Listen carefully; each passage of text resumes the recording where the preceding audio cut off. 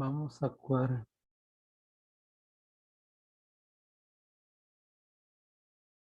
Estamos recordando que estamos estudiando el libro de los Salmos y hemos visto cómo los Salmos básicamente son alabanzas. Vienen del hebreo Tevilín y del griego Salmoi. Son un conjunto de 5 libros de poesía religiosa hebrea que forman parte del Tanaj judío y del Antiguo Testamento. El libro de los Salmos está incluido entre los llamados libros sapiensales. También es conocido como alabanzas y como salterio. Básicamente son los cánticos de alabanzas a Dios, reconociendo el actuar de Dios, basados en experiencias que Dios permite en su palabra para enseñarnos a nosotros y también para darnos normas a nuestra vida. Es como vamos de verlos los salmos, ¿verdad? Son cosas que sucedieron, que en su mayoría David escribió como grandes cánticos y que nos sirven en nuestra vida para tener basado en las experiencias de los autores de los salmos para nuestras vidas. Si damos un pequeño resumen de los últimos salmos que hemos hablado, especialmente el del 8, tenemos que entender que el capítulo 8, el Salmo 1, el Salmo 8, el versículo 1 dice: oh Jehová, Señor nuestro, cuán glorioso es tu nombre en toda la tierra. Y vemos cómo el salmista tiene un enfoque. En ese enfoque está en la grandiosidad de Dios, ese Dios grandioso, ¿verdad? En toda la tierra. Y hace una pregunta en el Salmo 8: ¿qué es el hombre? ¿Qué es el hombre para que te acuerdes de él y para que lo visites? Y el Salmo termina hablando de que básicamente ese Dios grande mira al hombre y que lo ha hecho administrador de todo lo que Dios creó. El hombre básicamente es administrador de él. Recordamos que el Salmo 9 y el Salmo 10 en algunas Biblias están unidos, especialmente la Septuaginta, pero que nosotros estamos estudiando por separado porque es lo de la Reina Valera.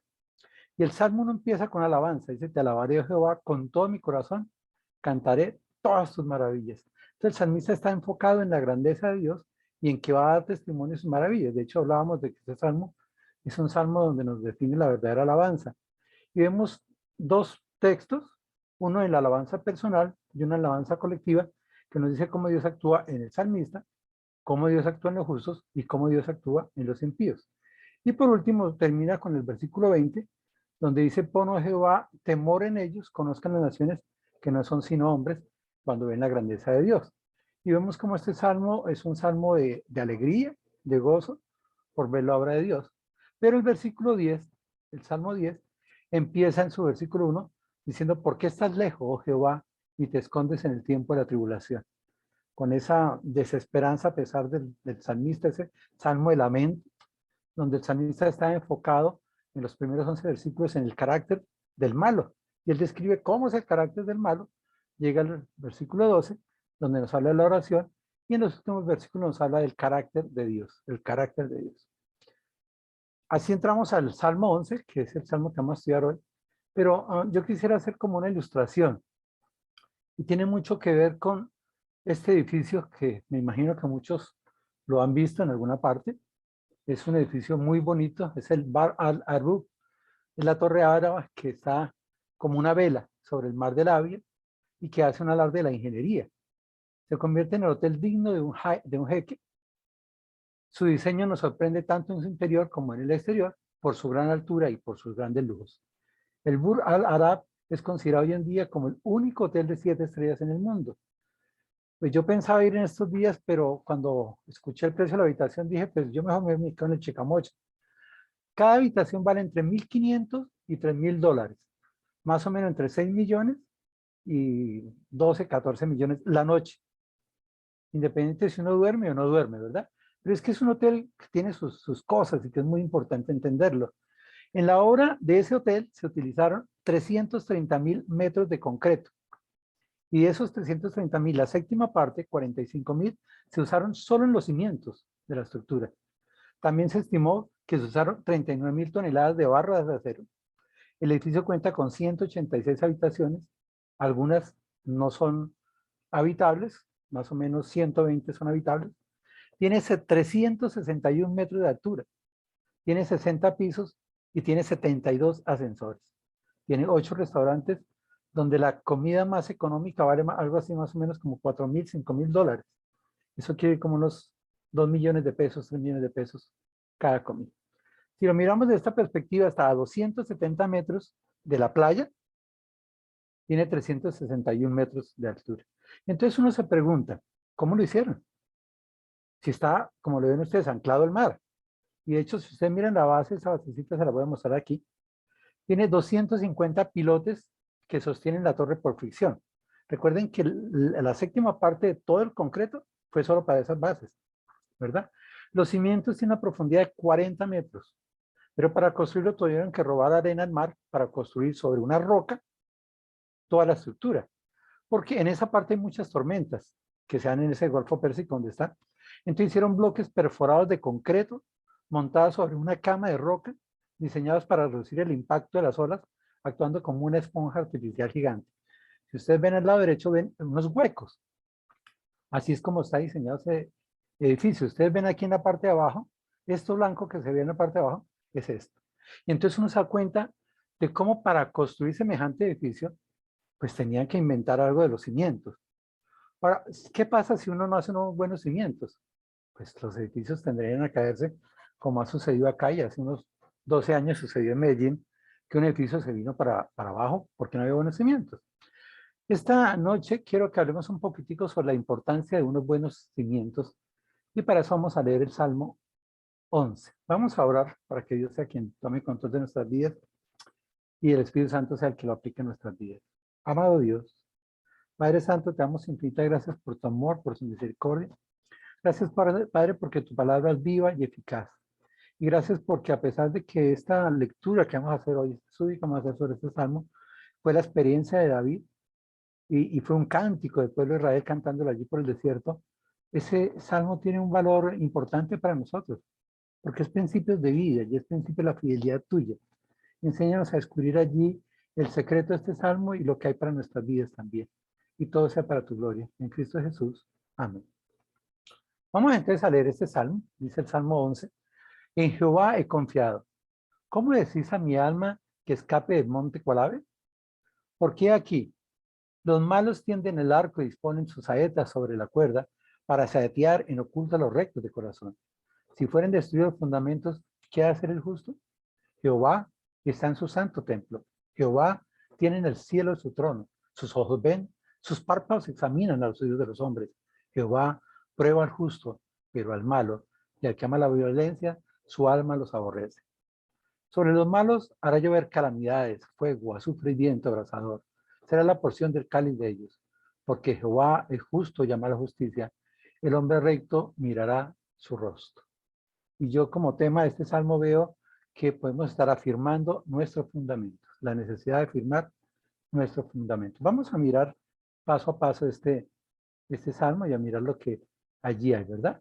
Repito, dice el Salmo 1:1, en Jehová he confiado, ¿cómo decís a mi alma que escape al monte cual ave?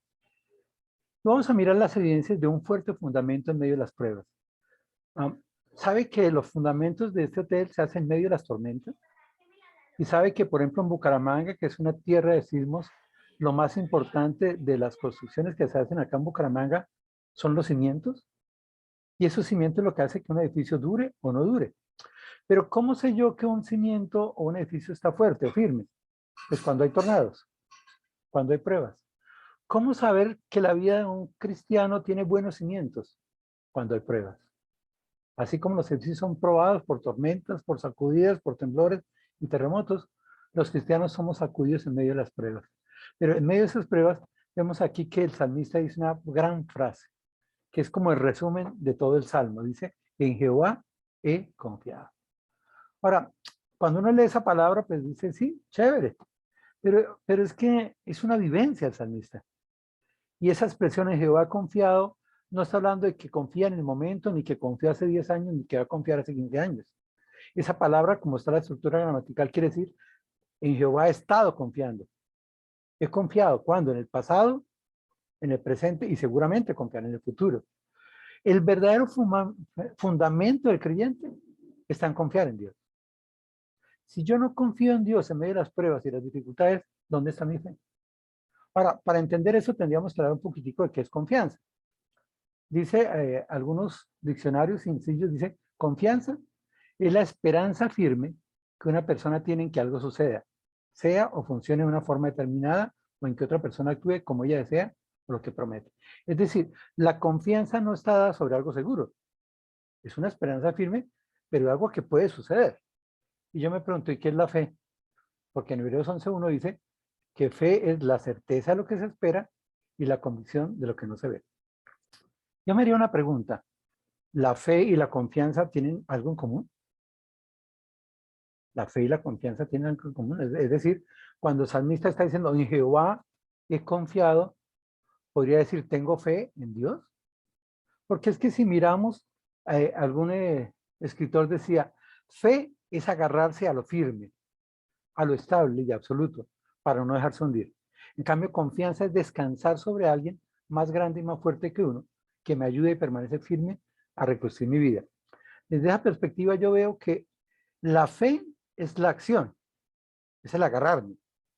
Y la confianza es el descansar, es la parte emocional. O sea, para mí fe y confianza es lo mismo, solo que la confianza es la parte emocional. Yo confío en Dios. Sí, pero demuéstrelo. Ay, es que no sé. Pues eso es la fe. La fe es cómo actúo yo basado en mi confianza. Vamos a mirar un poquito esto. Recordar que la fe en griego es la forma sustantiva de pistis, pero también la forma adjetiva de pistos y la forma verbal pisteo. Son tres palabras o tres formas del verbo, de la palabra pistos, que es fe. Ahora dice, el significado de cada forma es una variación de la palabra confianza. O sea, la fe es la confianza. Por eso, pistis, que es el sustantivo, dice, es una confianza en alguien o en algo.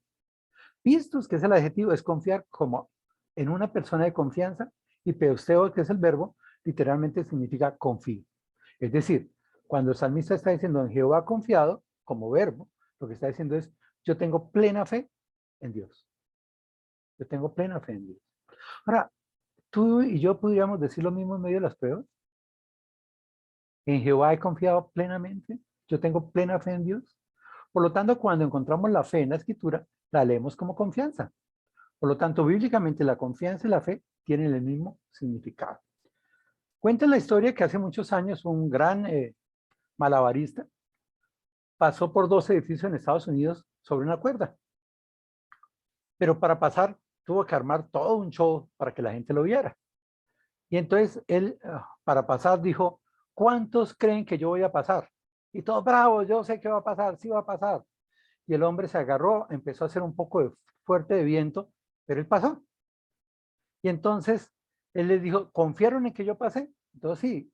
Ahora, yo les hago una invitación. ¿Quién viene conmigo y yo lo subo en los hombros y pasamos los dos? Y ninguno quiso. Entonces la expresión es que todo el mundo confió, pero ninguno tuvo fe. O sea, la confianza es mi estado emocional, pero mi fe es la acción que me lleva a mostrar la confianza. Nosotros como cristianos muchas veces decimos, sí, yo confío en Dios, yo confío en Dios. Pero cuando vienen las pruebas, ¿qué hacemos? ¿Qué hacemos en medio de las pruebas? El salmista empieza este salmo con esa gran expresión, en Jehová he confiado, en Jehová tengo plena fe. Y lo dice en medio de las pruebas. Entonces vamos a mirar las evidencias de esa fe. Y vamos a mirar primero el fundamento supera la prueba. El fundamento supera la prueba. Dice, ¿cómo decís a mi alma que escape al monte cual ave? Mire, el salmista empieza diciendo, yo he confiado en Dios. Es decir, en Jehová seguiré teniendo fe. En Jehová seguiré teniendo confianza. Pero cuando él dice esto, se cree que o unos amigos o unos enemigos, no se sabe muy bien, le dijeron, pero David, tú estás en pruebas. Por favor, vete de acá. Vuela como al ave. Vete, evade. Entonces, todas estas personas estaban allá y le decían, escapa, vuela de allí, evade. En medio de las pruebas, ¿cuántas personas dicen lo mismo? En medio de todo esto que estamos viviendo en este momento, no se dice que hemos de escapar, que hemos de ir, que no podemos afrontar esta situación. Pero también cuántas veces en medio de las dificultades, nuestro corazón nos lleva a evadir y no a enfrentar las cosas. A veces tenemos indisposición con nuestras parejas y entonces pues yo mejor me voy. Pero ¿será que eso es lo más sabio? ¿Será que eso es depositar la confianza, la fe en alguien grande y profundo?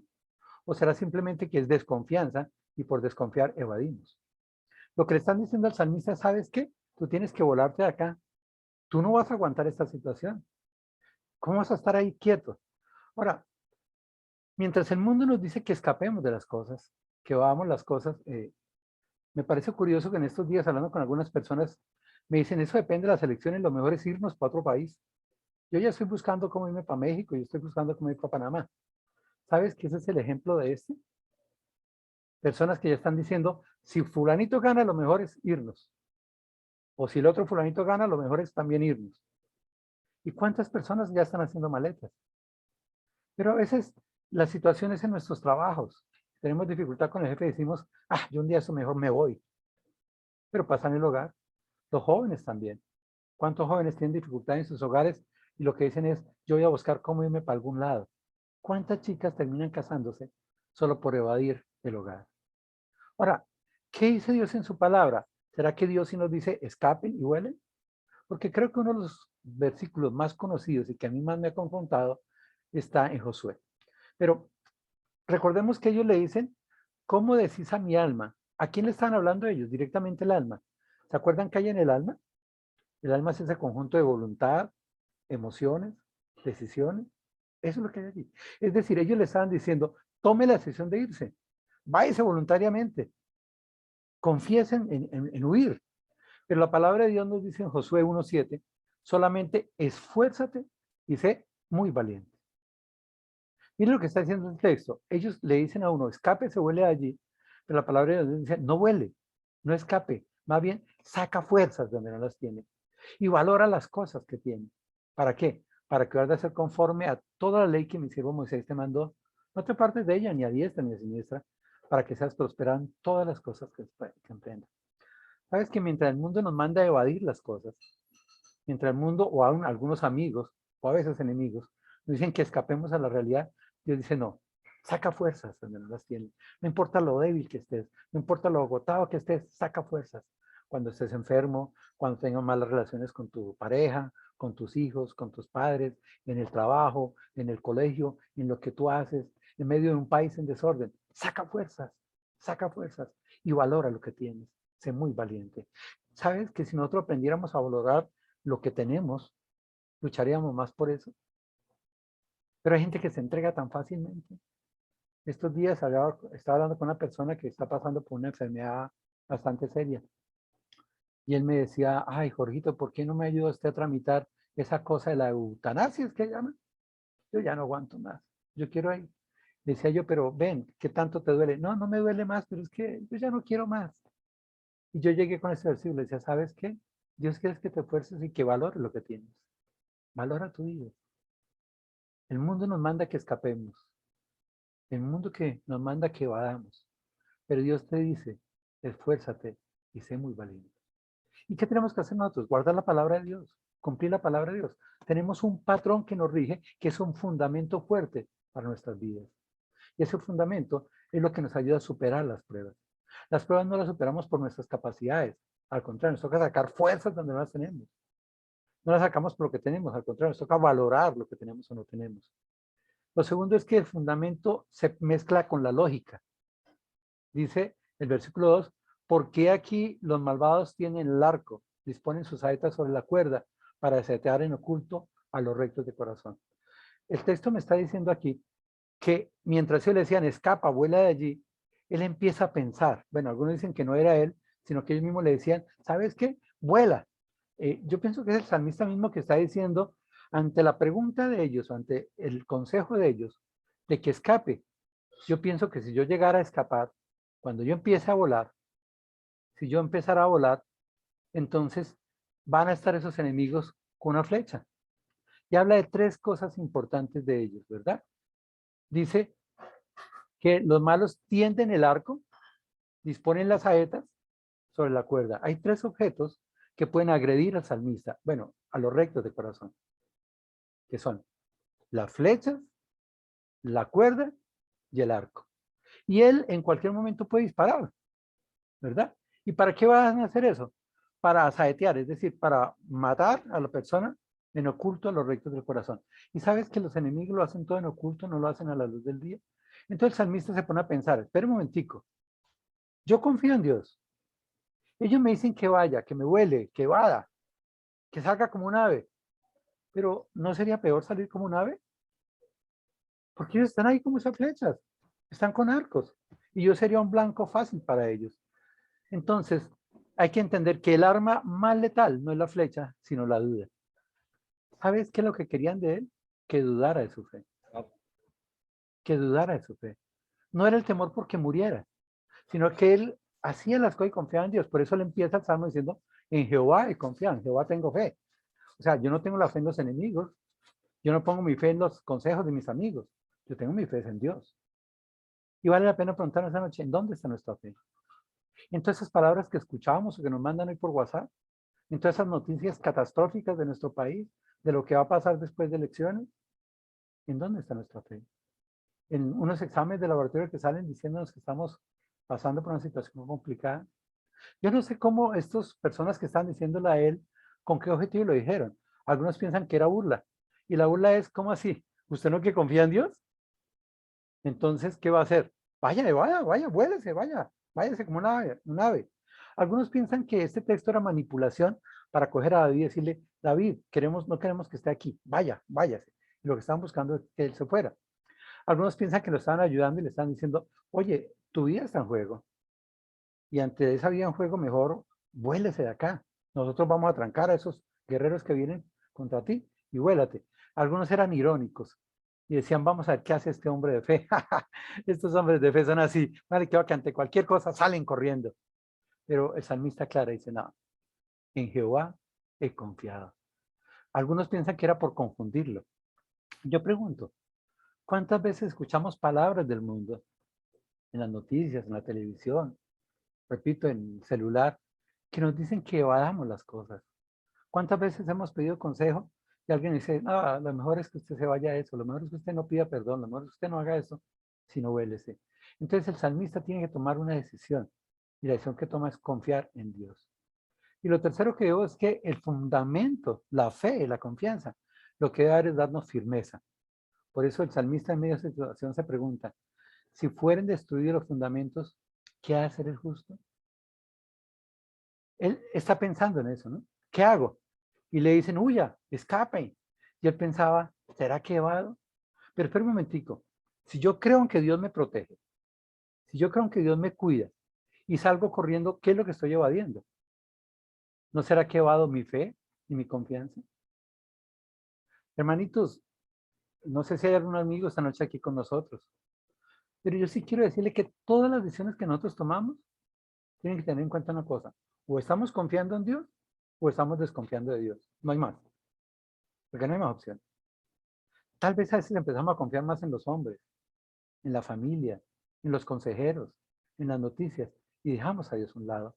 El salmista tuvo que tomar una decisión. En medio de los consejos que le daban sus amigos, sus enemigos, de que se fuera de allí, él empezó a pensar y a decir, si yo salgo de aquí, no estoy evadiendo como persona, lo que estoy es evadiendo mi fe y mi confianza. Por eso dice, ahora, si yo me voy, ¿qué estoy haciendo? Pues estoy destruyendo los fundamentos. Es decir, yo me voy a caer. Yo me voy a caer. Por eso dice, si fueren destruidos los fundamentos, ¿qué va a pasar? ¿Se acuerdan el edificio que mostramos al principio? Eso es lo que pasa. Cuando no hay buenos fundamentos, se puede caer uno. Es que creo que está fallando un poquito el computador por la señal de internet. Entonces dice que él estaba pensando, él estaba tomando una decisión y en medio de esa decisión tiene que analizar a quién va a creerle más. Porque él sabe que si él evade eso, lo que hace es que su pie sea derrumbada. Recuerden que lo más valioso de una edificación son los cimientos. Y él dice, si yo obedezco a ellos, mi fundamento, que es la fe, será destruida. Ahora, si mi fe es destruida, pues, ¿qué hace un justo sin fe? Miren la pregunta que se hace y que esta noche, el texto nos quiere decir a nosotros. Si yo no tengo fe firme, que me ayude a tomar decisiones, y si ese fundamento de mi fe se cae, ¿qué ha de hacer el justo? Porque hay que entender que la fe es nuestro fundamento. Por eso el Salmo empieza diciendo, en Jehová he confiado, en Jehová tengo fe y seguiré teniendo fe. La gran pregunta es, ¿y tú y yo tenemos esa fe en Dios que nos hace tomar decisiones basadas en Dios, en su palabra y no es lo que oímos. Si hay un verdadero fundamento, pues es muy fácil saber qué hacer. O sea, si yo digo que yo confío en la palabra de Dios, pues cuando tenga que tomar una decisión, ¿qué tengo que hacer? Pues ir a la palabra de Dios, mirar qué dice la palabra de Dios y actuar de acuerdo a la palabra de Dios. Pero si mi fundamento no es la palabra de Dios, pues va a ser complicado, porque si no hay un verdadero fundamento, ¿qué puede hacer el justo? Si yo no voy a obedecer a Dios en medio de las pruebas y en medio de las dificultades, pues ¿qué va a pasar en mi vida? Los fundamentos son para dar firmeza. Y si los fundamentos son para dar firmeza y nuestra fe está en la Biblia, entonces, ¿qué es lo que da firmeza a mi vida? Si no es la palabra de Dios. Y cuando yo voy a actuar y tomar una decisión, yo tengo que ir a la palabra de Dios, escudriñarla, mirarla, memorizarla, pero también practicarla. Ahí es donde está el fundamento. Y ese fundamento es para tomar decisiones. La gran pregunta que nos hace el texto es, ¿qué puede hacer el creyente sin fe? ¿Qué podemos hacer nosotros los creyentes sin fe? O sea, en pocas palabras, ¿cuál es la herramienta del creyente? ¿No es la fe? Pero si no tenemos fe, ¿qué vamos a hacer como justos? Así como en 1 Corintios 15 se habla de la resurrección y dice, y si no hay resurrección, pues van a nuestra vida, van a nuestra fe. O sea, si no hay una resurrección, ¿cuál es la base de nuestra fe? ¿Verdad? Si Jesús no murió en la cruz por nosotros y no resucitó, ¿cuál es nuestra función? ¿Verdad? ¿Qué es lo que predicamos? Lo mismo, si tú y yo no tenemos fe en Dios, si no actuamos de acuerdo a la palabra de Dios, ¿de qué vale ser rectos? ¿De qué vale la pena ser rectos? ¿Verdad? Charles Spurgeon decía de este salmo que el salmista prefiere arriesgarse al peligro que mostrar desconfianza en el Señor su Dios. El salmista está claro y dice, en Jehová he confiado. Y si yo confío en Dios, ¿por qué voy a salir a huir? ¿Por qué voy a evadir? Yo prefiero arriesgarme que desconfiar. ¿Podrías decir tú esa frase también? Prefiero arriesgarme en la situación que estoy viviendo o desconfiar en Dios. Entonces tenemos que pensar cuál es la base de un fuerte fundamento. ¿De qué depende un fundamento? En el caso de este edificio que les mostré, tuvieron que crear una roca, agrupar una roca, crear unos cimientos de 40 metros y crear una estructura de concreto, pero que tuviera huecos para que el agua pudiera pasar allí y no acabara con esto, ¿verdad? La base de un fuerte fundamento depende de 5 cosas según el texto. Primero, Dios permanece por siempre. Jehová está en su santo templo. Mire, si algo es importante, es que yo sé dónde está Dios. Dios está en su santo templo y yo puedo acudir a Él en cualquier momento, porque Dios permanece para siempre. Cuando mi Dios es muerto, vaya problemas que yo me gano. Cuando mi Dios tiene ojos pero no oye, tiene boca pero no habla, tiene manos pero no actúa, pues ¿sobre qué está la fe? Pero ¿sabes que nuestro Dios es un Dios vivo y verdadero? Él está en su santo templo y esto implica 2 cosas, como dice Habacuc 2:20, mas Jehová está en su santo templo, calle delante de él toda la tierra. Dios es Dios, Dios es eterno, Dios es firme, Dios es fiel, Dios permanece por siempre, está ahí. Es decir, yo puedo tener plena fe y confianza en Dios y mi fundamento es fuerte, porque Dios nunca va a dejar de ser, Él estará siempre. Podemos ir confiadamente a Él, dice Hebreos 10:22, acerquémonos con corazón sincero, en plena certidumbre de fe, purificando los corazones de mala conciencia y lavado los cuerpos con agua pura. Yo puedo ir a Dios, yo puedo acercarme ante Él, claro, con un corazón sincero, con plena certidumbre, eso es la fe. La fe es lo que me acerca a Dios, pero si no tengo fe, ¿cómo estaría mi relación con Dios? Lo segundo que dice el texto, dice Jehová tiene en el cielo su trono. Entonces, lo segundo que hace que nuestro fundamento sea firme, fuerte, es que Dios es el gran rey soberano. Piensen en un rey en su trono, así es Dios. Pero más que un rey en su trono, dice Jehová tiene el trono en el cielo. Esa es la grandeza de Dios. Así como el Salmo 8 nos expresa la grandeza de Dios y cómo ese Dios está allí en los cielos. Y cómo esa es su grandeza y cómo el Salmo 9 también empieza a hablar de la grandeza de Dios. La fe nuestra está puesta no en nuestra grandeza, no en la dificultad, no en las pruebas. Nuestra fe está basada en la grandeza de Dios. ¿Qué tanto conocemos la grandeza de Dios? ¿Qué tanto hemos escudriñado y hemos entendido la grandeza de Dios?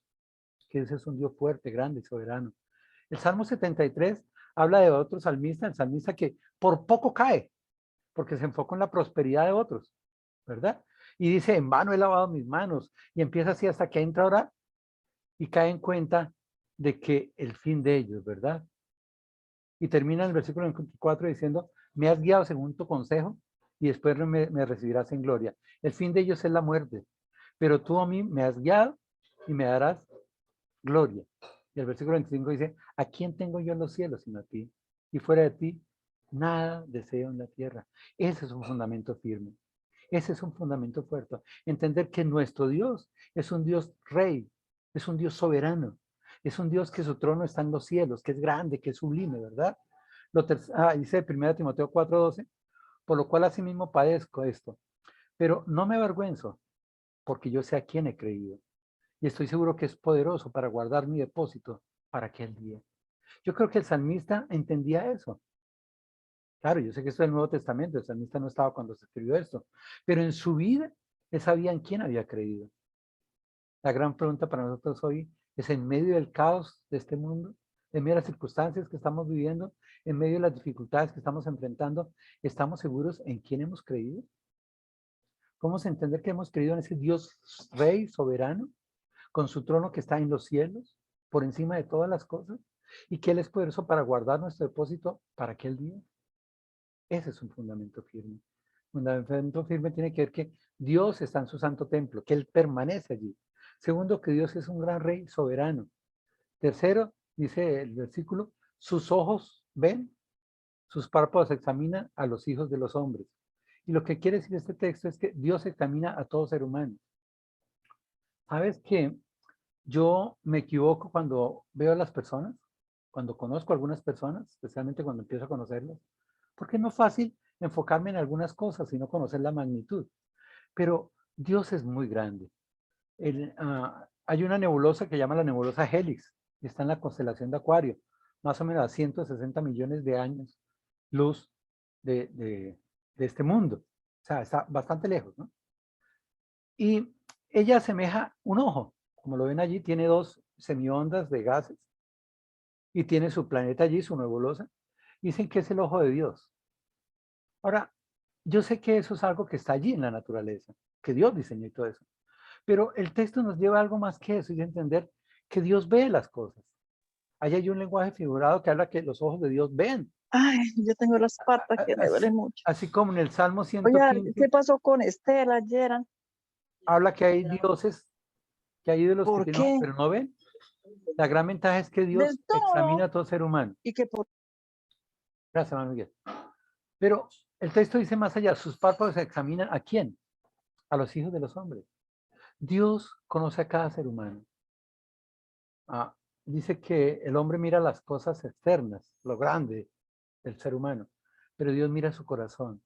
Dios conoce nuestro corazón. En Apocalipsis 1:14 dice, hablando de Jesús, su cabeza y sus cabellos eran blancos como blanca lana, como nieve, sus ojos como llama de fuego. Y entendemos que esa llama de fuego es juicio. Los ojos de Dios ven, examinan al hombre y en eso emiten un juicio de esas personas, ¿verdad? No solo Dios es soberano, sino que nada se esconde de su mirada. Él ve nuestro corazón, conoce hasta nuestros pensamientos. Él examina a los hombres, Él es justo y Él dará justicia. Pero a veces nosotros nos preocupamos por lo que sucede con otras personas. Y como que nos sentimos mal, pero mire esa persona todo el mal que hace. Y queremos juzgar nosotros. No, nosotros no somos quienes para juzgar. Nosotros lo que tenemos que hacer es revisar nuestras vidas, cómo están ante Dios. Y creer en que Dios examina a todo ser humano. Y Dios te examina a ti, y Dios me examina a mí, pero Dios también examina a los impíos. Y cuando Dios examina, examina para juicio también. Él es un hombre justo y hará justicia. Dice en el versículo 5, Jehová prueba al justo, pero al malo y al que ama la violencia, su alma los aborrece. ¿Sabes que tenemos un fuerte fundamento?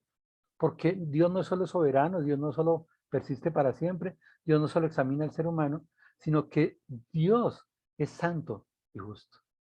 Dios es santo y justo. Por eso dice, Jehová ve a los hijos de los hombres desde su trono, donde nada se escapa de su vista, y él ve dos clases de personas en el mundo. Hay dos clases de personas.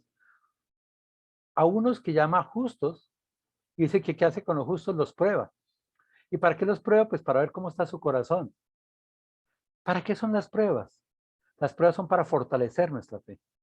Por eso decimos que si alguien le pide a Dios más fe, lo que nos manda más pruebas. Porque lo que se prueba es la fe. ¿Y qué está diciendo el texto? Que ese Dios que es grande, que es soberano, que tiene su trono, Él hace una cosa con el justo, lo prueba. ¿Y para qué lo prueba? Para ver cómo está su corazón, para ver si está confiando. El salmista está diciendo, mire, ustedes me dicen que yo evada, que yo corra, que me vaya cual ave, que vuele de acá. Pero espera un momentico, si Dios me está probando, si Dios está mirando mi corazón, entonces yo ¿por qué voy a correr cuando yo he confiado plenamente en Dios? En Jehová he puesto mi confianza, en Jehová está mi fe. Entonces, Él es el que va a actuar. Ahora, si Dios ve al justo y lo prueba, ¿qué hace con el malo? Dice, pero al que ama la violencia y al malo, en esos arqueros, porque le están diciendo, véate que los arqueros. Dice, pero un momentico, Dios me va a probar y va a mirar mi fe. Pero Dios es más grande todavía. Y Dios va a coger a esos arqueros a los cuales aborrece, porque Dios aborrece el mal, Dios aborrece la violencia. Y estamos pensando en este momento en nuestro país y en estas elecciones y en todo esto, y hablamos de que el malo, que el bueno, bueno, no he visto ni a un uno, pero Dios se encargará de eso. Dios tomará control de eso. Y alguien me decía, pero ¿y qué tal que gane fulanito? ¿Qué va a pasar con nuestro país? Le dije, no sé. Si Dios quiere disciplinarnos, lo va a hacer. Porque es que nosotros nos hemos desviado de Dios. Nosotros nos hemos apartado de Dios. Estamos, hay cuántas iglesias están más en la parte política que en la parte religiosa en este momento. Y que en vez de compartir el evangelismo están es haciendo campaña. Pero Dios aborrece la violencia. Dios aborrece ese alma de los malos. Ahora, yo quiero entender que cuando dice que los aborrece no es que los odia. La palabra aborrecer es amar menos, porque Dios ama al mundo, porque de tal manera amó Dios al mundo que ha dado a su Hijo.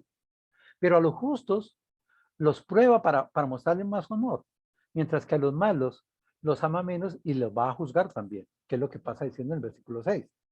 Dice, sobre los malos hará llover calamidades, fuego, azufre y viento abrasador será la porción del cáliz de ellos. Lo que está diciendo es que el salmista comprende que el fundamento o la base de ese fuerte fundamento no es solo la vida, el juicio de Dios, la grandeza de Dios, sino que Dios va a darle un final a los malos. Y el texto está hablando en futuro. Algunos piensan que era en una época del Antiguo Testamento, pero dice sobre los malos hará llover calamidades, fuego, azufre y viento abrasador. Algunos escritores, algunos teólogos están pensando que ese texto está hablando del infierno. Dice que en ese infierno hará llover calamidades, fuego, azufre. Y siempre que hemos oído hablar del infierno hablamos de fuego, azufre y un viento abrasador. Y esto es lo más complicado, porque si hubiera solo fuego y azufre y no viento, pues habría un sitio donde uno se pudiera meter y que el fuego no le diera. Pero cuando hay un viento abrasador que cambia este fuego, pues va a ser complicadísimo la cosa. Ahora, ¿qué va a hacer ese fuego abrasador? ¿Qué va a hacer ese azufre? ¿Y qué va a hacer ese viento abrasador, perdón? Va a ser la porción del cáliz de ellos. Esas son las gotas de ellos. Eso es lo que le va a pasar a ellos. ¿Por qué? Porque son malos. Porque están contra los rectos de corazón. Están buscando cómo coger a los rectos y asaetearlos, ¿verdad? Entonces, según de Tesalonicenses 1:5 al 9, dice en el versículo 5, esto es demostración del justo juicio de Dios. Mire que antes había dicho que Dios es justo, Dios es santo. ¿Y cuál es la demostración de justo juicio de Dios? Versículo 7b dice, cuando se manifieste el Señor Jesús desde el cielo con los ángeles de su poder, ¿cómo se va a manifestar? En llama de fuego. ¿Para qué? Para dar retribución a los que no conocieron a Dios ni obedecen el evangelio de nuestro Señor Jesucristo. Está hablando de un grupo de personas y ese grupo de personas son los que no conocieron a Dios, los que rechazaron a Dios. Pero fuera de eso, pudieron haberle conocido, pero tampoco obedecieron el evangelio del Señor Jesucristo. Es decir, no eran los rectos, eran los malos que estaban llenos de maldad. Y dice, ¿qué va a pasar con ellos? Versículo 9, los cuales sufrirán pena de eterna perdición, excluidos de la presencia del Señor y de la gloria de su poder. Aquellas personas que rechazaron al Señor toda la vida, en la muerte serán rechazados por el Señor también. Y dice que por toda la eternidad, porque, como dicen Romanos, no le dieron la gloria al Señor. Quisieron buscar la gloria para ellos. ¿verdad? Pero el texto no termina ahí. Si hay un final para los malos, dice el Salmo 73, 17, hasta que entrando en el santuario de Dios comprendí el fin de ellos. ¿Sabes, queridos hermanos, que a veces nosotros en las pruebas sufrimos y vemos cómo hay personas que hacen el mal y que nos molestan y que nos violentan y que nos agraden y uno no sabe? Y creo que a veces nos toca como el salmista del Salmo 73, entender cuál es el fin de ellos. ¿Cuál es el fin de ellos? Y no dejar, como dice en otro texto, dejar la venganza a Dios. Mía es la venganza, dice el Señor. Pero tú y yo no somos nadie para vengarnos ni para tomar juicios. El salmista está diciendo, nuestra fe está fundamentada en lo que es Dios, en lo que hará Dios, no en lo que yo vaya a hacer. Por eso él dice, yo no voy a evadir, yo voy a confiar y esperar en Dios, que es Dios el que hace. Pero el versículo 7 y el último versículo del Salmo dice, porque Jehová es justo, llama a la justicia. ¿Por qué ellos van a recibir un juicio? No porque Dios sea injusto, no, Dios es justo. Y Dios le dio la oportunidad a ellos de cambiar sus vidas.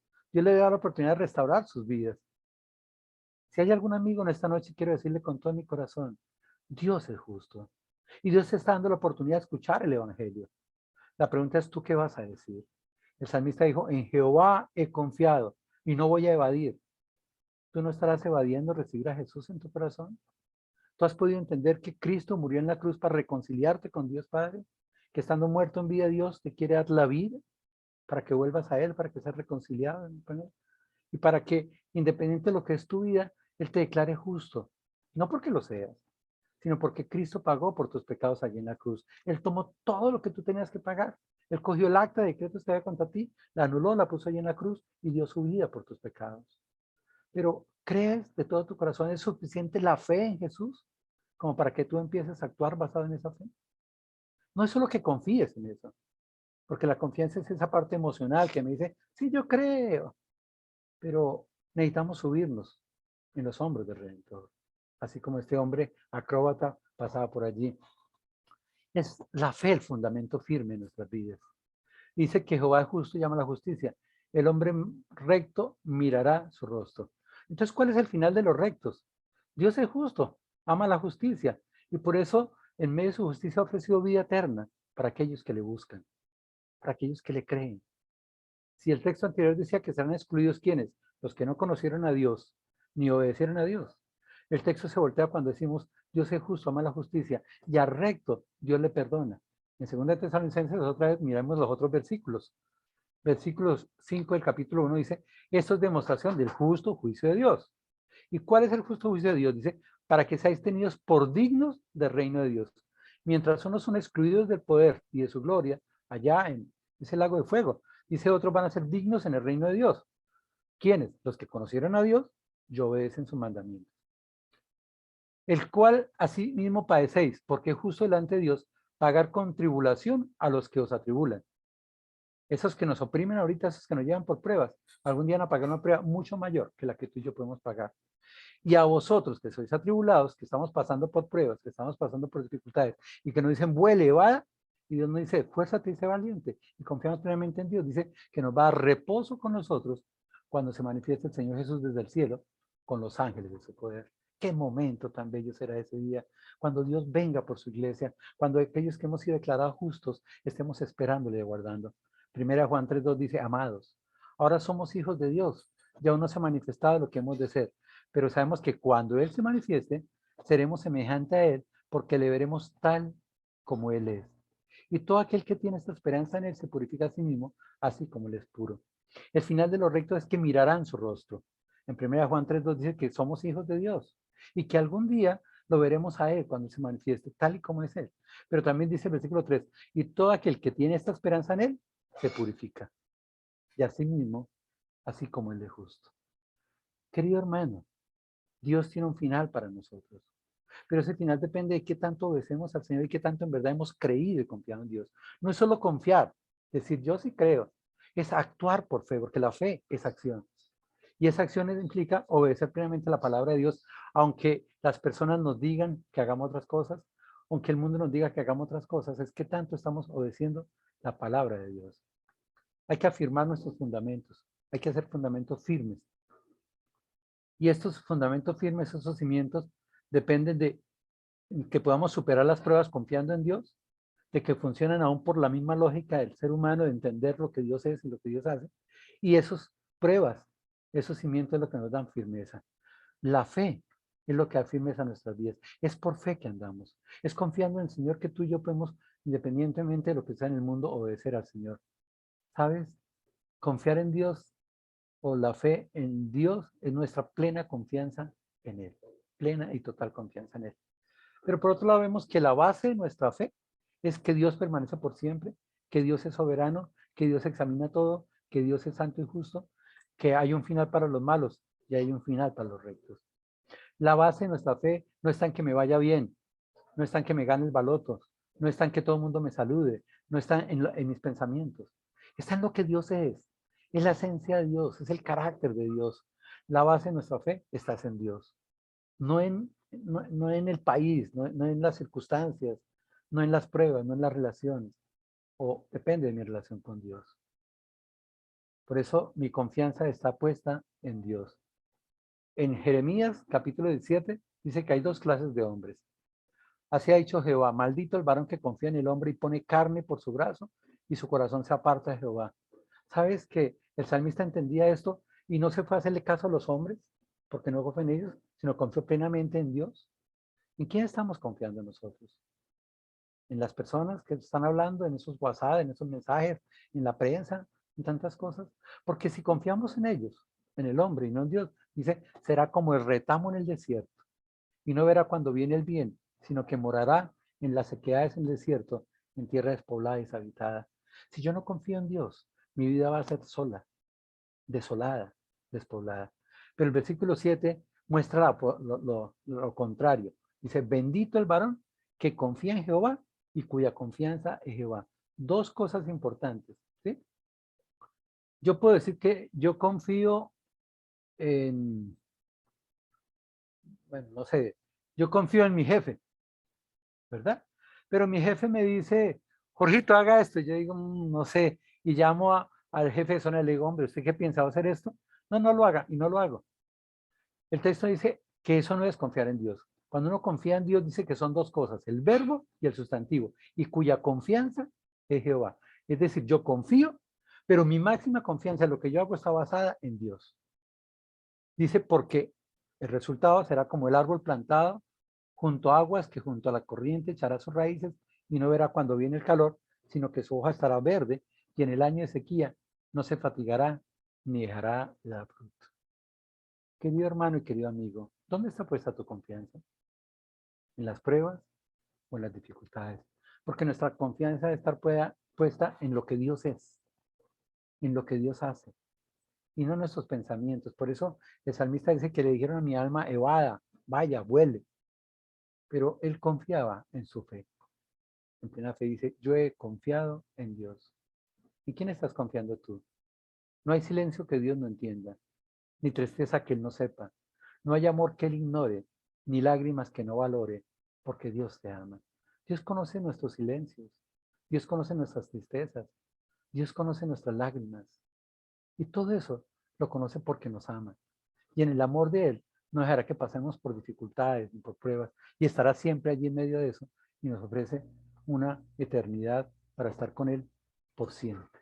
Vamos ahora.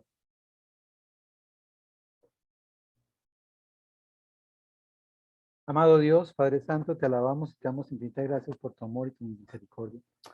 Señor, al mirar ese salmo, queremos ser como el salmista. Independiente de las pruebas, de las dificultades, cuando el mismo David pasó por tantas y tantas pruebas, cuando fue perseguido, cuando cada vez salía una prueba, llegaba otra prueba y otra prueba. Pero aquí toma una decisión, confiar plenamente en Dios, entender quién es Dios y basar la fe en la esencia de Dios, en el carácter de Dios, y no en las circunstancias, ni en las pruebas, ni en las dificultades, porque ellas son tan solo el instrumento que tú usas para probar nuestra fe. Tú permites eso para probar nuestra fe. Por eso, Padre, en medio de las pruebas y dificultades que tenemos día a día, enseña a tomar decisiones basadas en el fundamento firme de la fe, en creer en tu palabra y allí buscar un consejo. Porque si mi fe, si ese fundamento es destruido, ¿qué más podría hacer? ¿Qué hará recto sin fe? Gracias, Señor, por tu palabra. Gracias por el ejemplo de David y enséñanos a vivir en ese ejemplo, teniendo plena confianza en ti, que seamos esos hombres y mujeres benditos que tenemos nuestra confianza en Dios, para los quienes Dios es nuestra confianza.